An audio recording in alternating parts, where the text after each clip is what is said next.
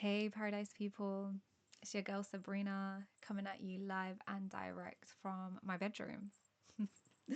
And I am recording the first episode of the Money Talks series. So, the Money Talks series is going to be the first series that I put out here, and it's just going to be all about how money controls us and how we can break out of that control, basically. It's understanding money, understanding our thoughts around money, understanding how much control it really has over us. And basically, I want to, break down some of the limiting beliefs that we might have around money and get into new ways of thinking about it and getting to new ways of maneuvering our lives around it rather than it controlling us and us being in more control of it. Um, so today I'm recording the first episode. The first episode is going to be called The Value of Time versus the Value of Money. And the reason that I want to do this as the first topic is because time has been a really big thing for me. I get super anxious about wasting time. I literally shed tears about the time that I've wasted in my life. Because time is precious, we're not here forever. And I really want to make the most of the time that I'm here, I want to make the most of it. And what does that even look like? It looks different for every single individual, but I get really anxious about not or about wasting my time basically, which is why when people say money is time, I'm like, what? Like money is not time. And I've been looked at sideways and my decisions have been questioned around prioritizing my time over making money. And people say you're so blessed to be able to do that, but I think it is very possible for everyone to be able to do that. So let's get into it. We're going to be talking about the value of time versus the value of money. So I think first of all, let's just get into the facts of it, right? Let's just get into the facts and observations of it. Please comment, please message me if you think what I'm saying is incorrect, because I'm stating that these are facts. The first fact that I would like to say is money is um money is infinite. Like you can accumulate as much money as possible as you desire, as you put your mind to. You can accumulate an abundance of money, right? But I feel like with time, that's not possible. You can't accumulate more time. You can't gain more time. Um, we all have like a set amount of time that's already written on our forehead. You'd like to assume that it's at least till you're 80 years old, but you never know what can happen tomorrow. So I feel like in that sense, there's more of an abundance of money than there is time. And can get into the conversation of eternal life and stuff like that. But I mean, just in this physical world, we are here for a moment in time, right? And that makes it more valuable than money because it's not it is limited, whereas money is unlimited. In economics, they basically say the more scarce that a good is, a scarce or scarce, the more scarce that a good is, um, the price it increases the price of it, increases the value of it because there's not enough supply. And I think that time is more scarce than money, making it more valuable. Another thing that I would like to say about time versus money is that once you spend your time, it's not possible to get it back. Once that time is spent, it's gone. You can't go back in time and take that time back. And that's what makes it even more wow, I'm going to give you this and you have one chance to use it. Whereas with money, it's like you can get it back. You've spent it, you can get it back. You can earn it back, you can make it back. A lot of times I've let's say I got a parking fine. I'm like, oh, do you know what? I can make it back. I'll just do an extra shift or I'll make it back in my, I mean, you'll make that money back. And I think that's what makes another reason for time being more valuable than money. Once it's gone, it's gone.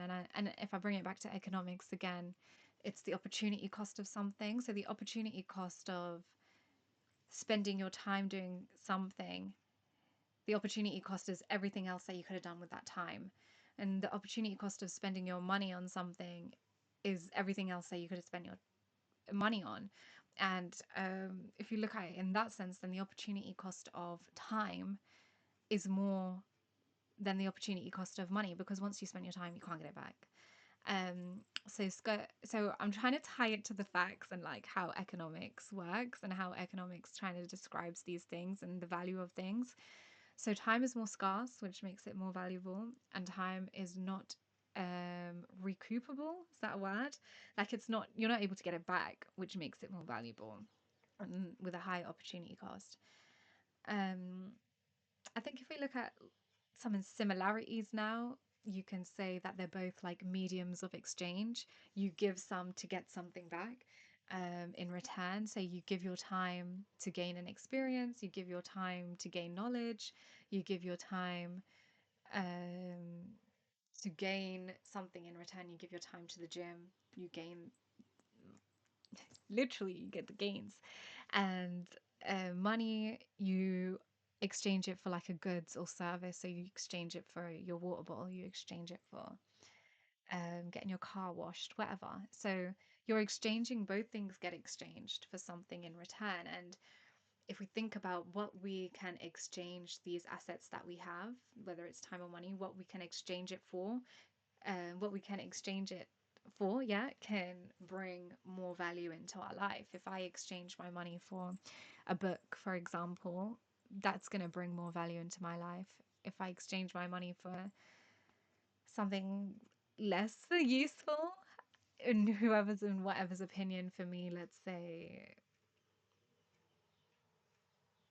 whatever, yeah, designer shoes or something, like that's not going to really bring value into my life. It could do, actually, it could build my confidence, but if you're gaining confidence from things outside of you, then that's a whole question mark, right? So anyways, that's why I don't want to get into it, because it's so subjective. But yeah, you can also exchange your time, right? You can exchange your time for something of value, like spending time at the gym, spending time with family and friends, spending time with going outside and being in nature. Again, subjective. Some people hate doing these things.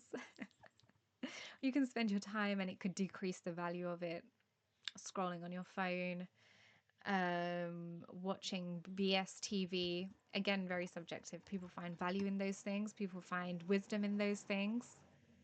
I don't know, right? But yeah, what you exchange time and value, time and money for, they're assets at the end of the day. So you are going to get something in return. And speaking of returns, yeah, you can invest both of them. You can invest both of them and it can increase the value of that thing.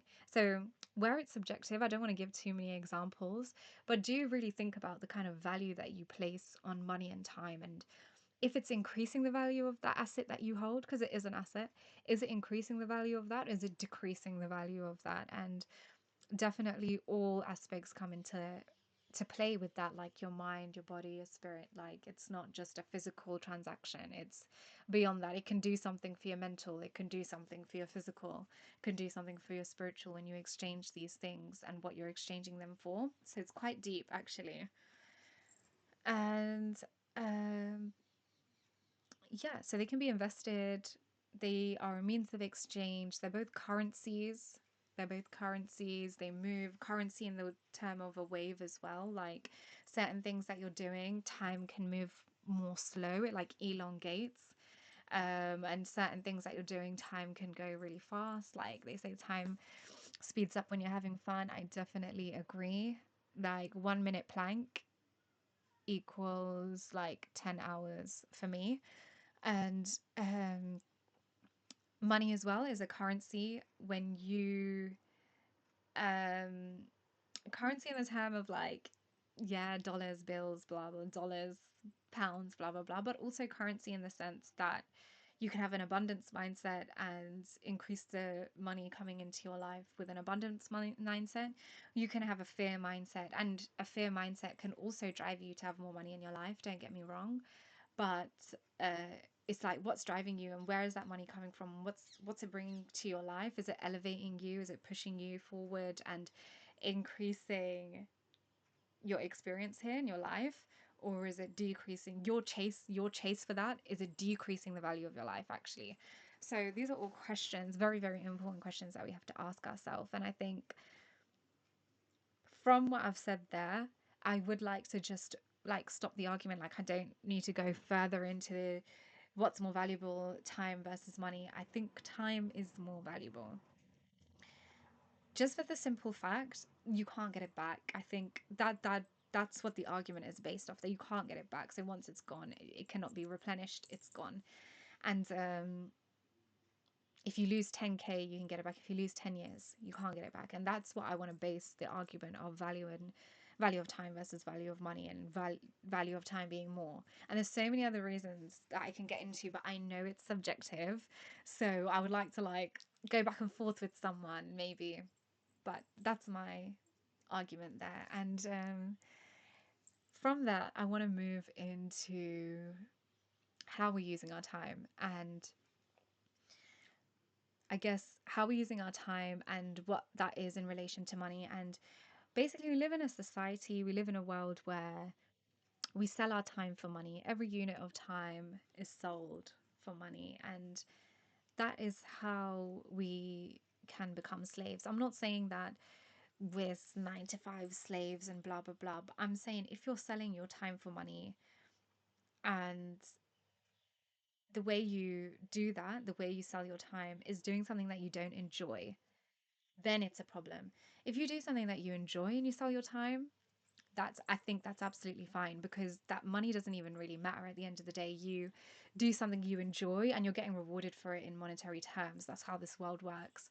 But you're actually getting rewarded for it in so many more other ways. You feel like when you work and you do something that you enjoy for a living, and you're giving your gift to this world, and you're using parts of your brain that you have expertise in, and you're getting to share it within a team, and sharing ideas and like achieving a similar goal, and actually being passionate about what you do for a living. You're not really selling your time, actually. You're just being rewarded for the time that you're spending doing something that you enjoy, which is very different to selling your time. And selling your time is doing something that you do not enjoy.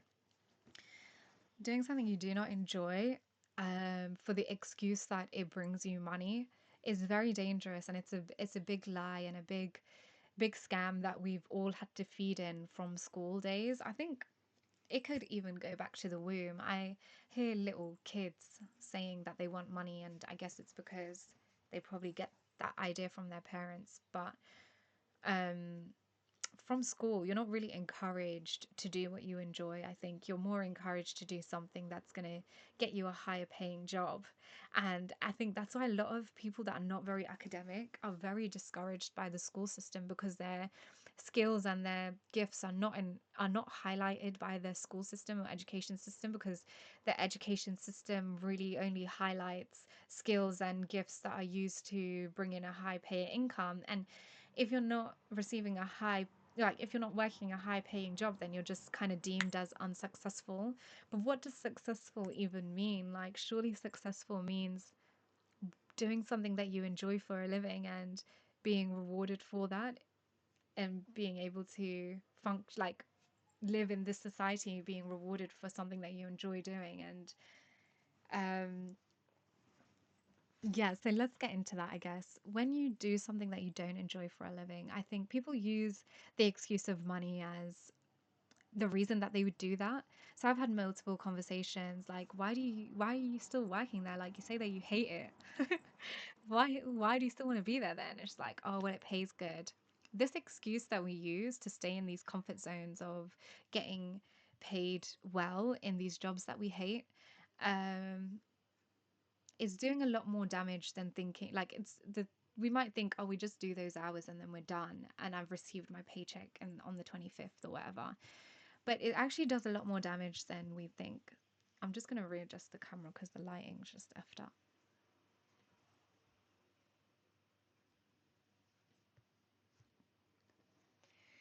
And we might think that, using money as the excuse to continue doing that is a reasonable excuse. But if we know that time is more valuable than money, then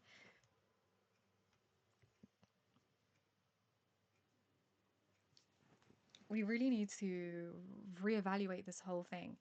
And you might think, like I said, you might think that, you've done your hours and then, yeah, I'm just going to get paid on the 25th. But really and truly, like, doing something that you hate for a living is more than just selling your time. It's actually diminishing your willpower to do anything else in your life and to be creative and think of ways on how to get out of this cycle of doing the same thing that you hate. It diminishes your creativity and ability to think of how you can get out of that. And the reason I say that is because doing something you hate every day, getting up every day to do something that you hate or do not like or do not enjoy, it leads to you losing the willpower to do things that are going to increase the value of your time. And it makes you like look for distractions. It makes you look for ways to distract yourself outside of what you just spent your 9 to 5 or whatever your hours may be doing something that you don't enjoy. It makes you find ways to distract yourself from the life that you live. So if I give myself as an example, I was working in accounts and I absolutely hated it. I felt like there was no purpose in what I was doing. I felt like there was no meaning. It wasn't rewarding for me. Everything about me was like, this is not for me. This is not allowing me to express my gift and my talent and express what who I am in this job and give back. It just felt very meaningless. And then every I like that money that I was working for, I didn't have anything to show for it because I was looking for distraction. Every time I finished work, I would just be distracted. I would be on my phone. I would eat a lot. I would eat a lot. I would come back from work and just eat a lot. And I would spend weekends out drinking, just spending so much time outside of my house. Um, Not with people that I love, just in distraction, looking for other things to make my life more valuable. But all of that stuff was so meaningless. It was a bad cycle. It was a bad cycle. It was a dark place. At that time, like I didn't even want to go to sleep at night and get up and go to that job the next morning because I was like, oh, I hate this. So basically, my life felt very meaningless and it was a scary place to be in. And even that money wasn't bringing any meaning into my life because I was so numb. I guess I was so numb and I was just trying to distract myself. And so at that time, I'm working in this job that I don't like, and then I don't even have money to show for it. So when it got to a point that I'd saved enough, because at a certain time I was like, Sabrina, you need to have an exit plan now. And I think that was something within me that pushed me to say, Sabrina, you can't live like your life like this. Just because everyone says that, you did the degree in finance, so accounting is the way to go. And, just hearing everyone else's voice. So I said, Sabrina, you don't enjoy this. You need to get out of this. So eventually, something within me pushed me and drove me to create a game plan and exit plan outside of that life. And I read the book called The Richest Man in Babylon. I know that sounds mad because Bun Babylon every time.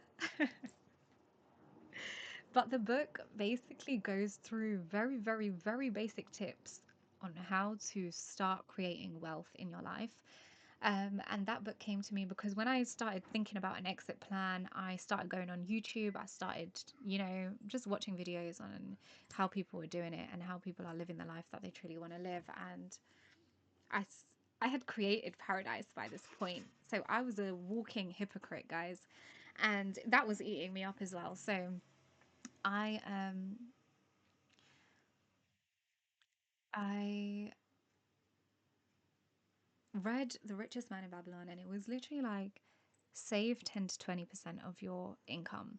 I hadn't even done that yet, right? So it's like save 10 to 20% of your income and automatically already in your mind you know that you're paying yourself from what you're earning, and it will just create a switch in your mind. So I started saving 10% of my income. Eventually I had enough to quit my job and just last me for a few months, and I just thought, I was going to be unemployed for a few months. I ended up being unemployed for like 6 months, and That's when I created the merch. Actually, that's when I went into like deep dive into Paradise. And during that time that I was off, it gave me the time to think about what I actually want to do with my time. And I realized that if we're going to talk about not doing what you hate for a living and like going into something that you enjoy for a living, it takes the first thing that you need to do is think about who you are and what you enjoy doing, of course. And basically, everyone goes, "Oh, but Sabrina, I don't know my purpose in life. I don't know what brings meaning into my life." And I just turn around and say, "Okay, but what do you enjoy doing? Do you enjoy playing football on the weekends?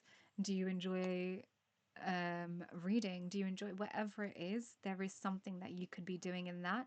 And the first step to find your path in that thing that you enjoy doing is just doing it more. So when I quit my job, I was swimming a lot. I love swimming. I love being in water, and I was just in the swimming pool and I was like, why don't I become a lifeguard? And honestly, inspiration comes from seeking. Seek and you shall find. So I'm seeking a way out of this job and inspiration just came to me. So I saw the lifeguard and I was like, maybe I can do that. And with my savings, I invested in a lifeguarding course. And while I was unemployed, I did the course and started lifeguarding. And honestly, changed my life, brought in a whole load of new skills into my life, back including proving to myself that I have willpower and that I have strength and that I have capabilities to do certain things. Like passing the lifeguard course was not easy. Starting a new job, everyone else is like 16 years old. I'm not that age anymore. And, just like not conforming, and a lot of people give you side eye and a lot of people will tell you or say to you, what are you doing? But honestly, just do it anyway. It's more exciting that way. It's more exciting when people tell you that you can't do it. It's more exciting that way, trust me. And just did it, and then I started lifeguarding, looking into another job, and finances is something that I enjoy doing and was looking for that. And a lot of it is selfish. A lot of people are in it for their own personal gain, but I wanted to give advice to people on how they can take more control of their finances. And eventually, after 6 months, I found an amazing job in that sector, and that's what I'm doing now. um and yeah, and like started working that job, right? And I absolutely love it and I absolutely enjoy it. And this is actually in the charity sector. So the pay is not great, but somehow working a job that I actually enjoy doing and that I actually love doing, I just had more money in my bank account. I was tired of being a hypocrite. So I did a budgeting thing on myself. I was spending like 500 to £600 on alcohol every weekend. Not every weekend, a month. Because if it was every weekend, then I would be so broke.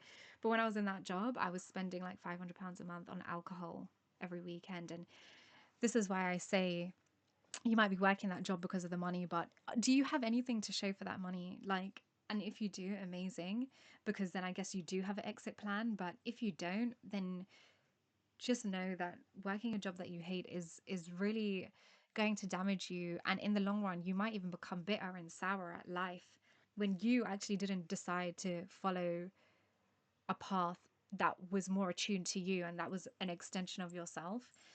Very grateful that something pushed me to this. Even like, I didn't want to be a hypocrite in trying to preach the message of this, so I had to get out of that job. And now that I'm doing something I enjoy, first thing I did was a budget on myself, and I realized I was spending so much on actual BS.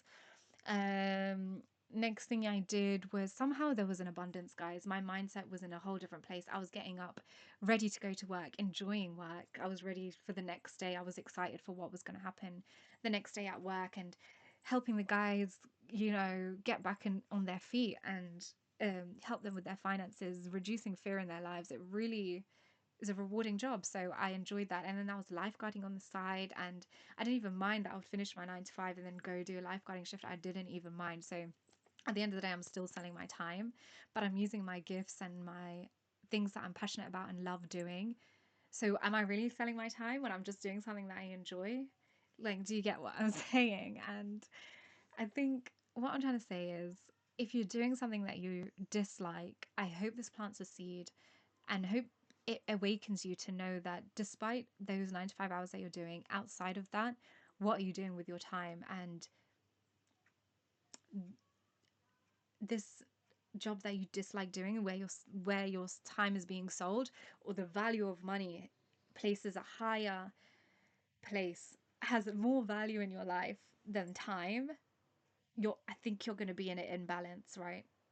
Because time is more valuable than money. You increase the value of your time, you increase the value of money in your life. And I would like to say that I can say this now that I've actually done it.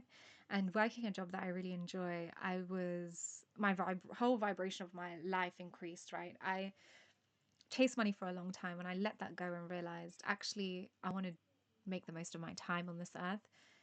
Money started coming in more and more. And another thing that aligned with the working at the leisure center is I used to always forget my water, so I'd have to use the vending machine. And I was like, hold on a minute, like, who's getting my money from this vending machine? Like, this is such a good idea. And blessed to have been able to save up the money in this job, which is a social enterprise, guys. It's not like I'm on some high income, okay? It's a social enterprise. But with the right mindset and with the right heart space and gratitude in life and abundance mindset, anything is possible. When you're driven by fear, just know things will slip out of your hand. But with the abundance mindset, and all praises, all praises to the Most High for guiding me constantly and keeping me humble, because I've learned so much.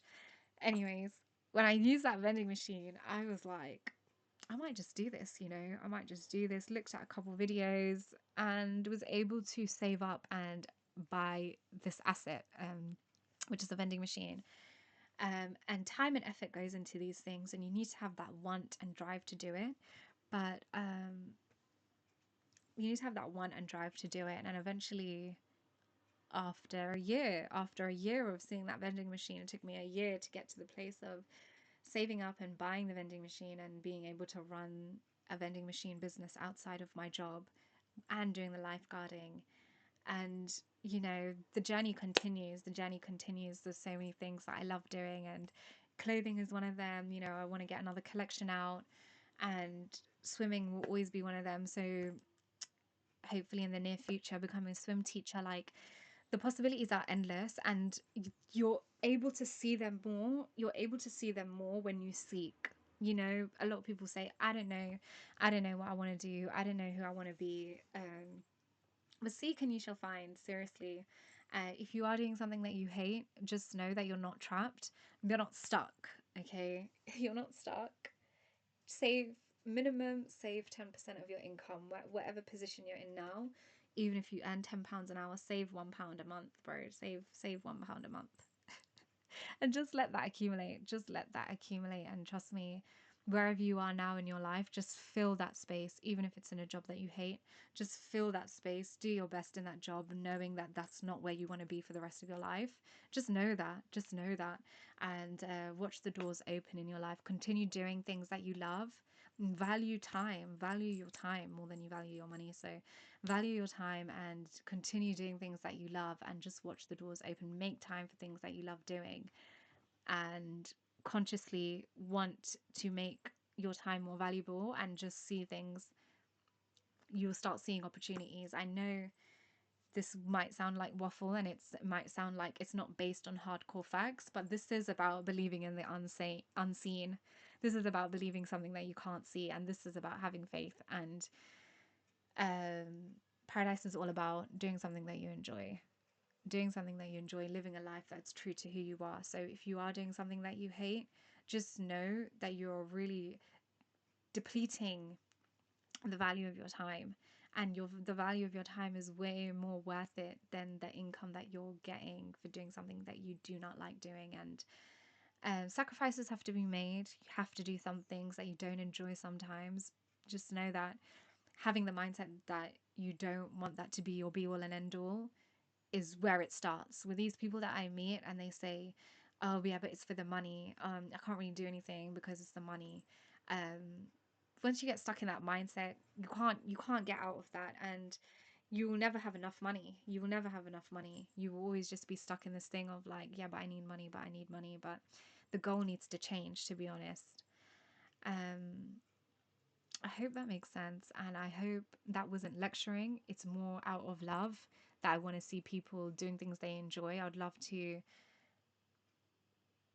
see that people are encouraged more to do this. I definitely wasn't encouraged throughout my school years to pursue something that I enjoy.